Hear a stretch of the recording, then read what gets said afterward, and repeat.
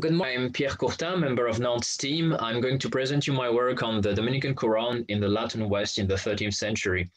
So we know the relationships between Islam and Christianity are characterized by the use of polemics during the Middle Ages. Furthermore, the advent of the mendicant orders, especially the Dominicans, brings an unprecedented expansion of polemics against Muslims, as well as a renewal of interest for the Quran. The Dominicans, who are essentially missionaries, produce a lot of literature about it, primarily because of their competence in Oriental languages, such as Arabic. One of the friars, Roman Marti, is notable for his mastery of Hebrew, Aramaic, and Arabic. I base my project on two of his works against Islam and the Quran. The aim of my work is to make an edition of Roman Marti's treatises on the Quran and Islam, and to analyze them in the broader spectrum of the reception and uses of the Quran among the Dominicans, in order to reach a better understanding of what we could call the Dominican Quran. But first, who's Roman Marti and why should you produce a new edition of his works against Muslims? As I said, he's a Dominican friar from Catalonia. He spent almost his entire career in the order confronting the Jews and the Muslims. I intend to make an edition of two treatises, the De Seta Macometi and the Explanatio Symboli Apostolorum. He also produced the famous Pugio Fidei, as well as the Capistrum Judaeorum against the Jews. The simple fact that he learned Hebrew and Arabic in order to become more efficient makes the study of these sources even more relevant in the context of the reception of the Quran in the Latin West. We know that many of the sources that he uses are in Arabic. It's not only about the Quran, but also about hadiths, philosophers such as Ibn Sina, Al-Ghazali, and many others. It is a true corpus. Macometi and the Explanatio Symboli Apostolorum will be put into perspective with the Pugio Fidei in order to determine whether his approach is specific to Muslims or not. As the question of Dominican polemics against Jews has been thoroughly studied, it will be easier to notice the borrowing of certain techniques. I will now discuss the two works to be edited, the Explanatio Symboli Apostolorum and the De Seta Macometi.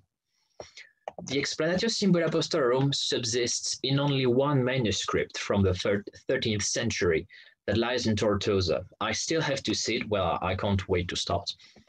The De Seta Macometi was last edited in 1987, but it relied on one manuscript, while at least 6 more are available.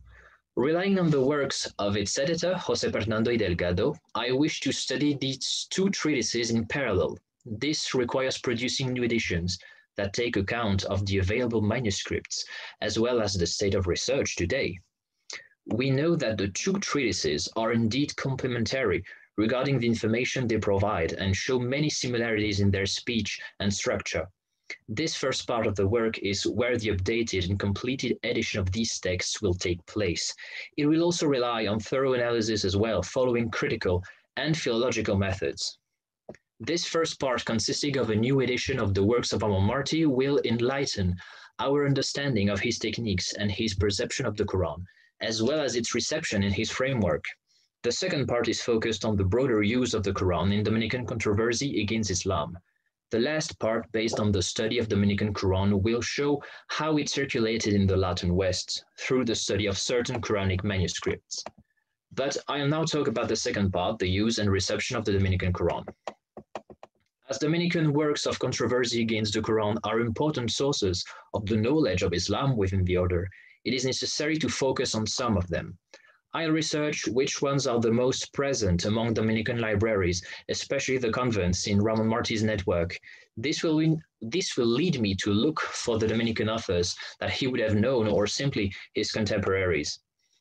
There are undoubtedly some concepts that many treatises against Islam have in common.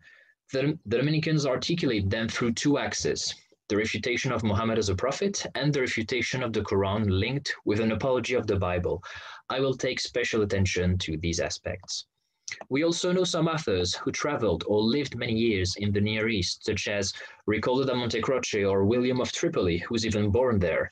They bring remarkable comments about the Islamic society that they know directly.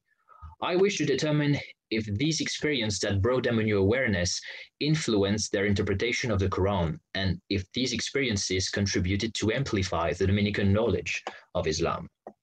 Enlarging the corpus would surely allow us to reveal the place of Ramon Martín's works in the broader context of the polemical literature within the Dominican order.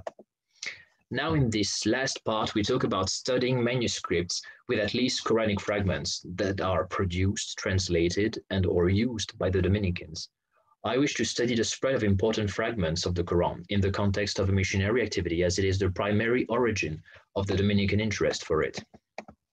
These manuscripts can be studied as objects traveling from a convent to another, from the frontier between Christendom and Islam to a remote place in the Latin West, or on the contrary, taken and used by a missionary.